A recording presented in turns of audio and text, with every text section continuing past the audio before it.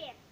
Kana unga usati waunganidza zvikwanisiro, chimhanya-mhanya, chinangoberera kadya ichifamba, kuti painozoti zvi, iwe wobva wati kata-kata.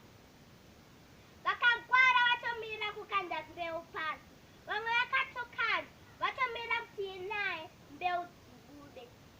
Kurima kwakanaka mwana wevhu, akuruma nzenze wako. Kuva zvauri kudya, kana ini zvandiri kudya, hatidane kanga mbeu kurima kwandikona. Batirana nevamwe nguva ichiripo, usazongowana panguva yemasutso. Ndopaye patinozoti kudya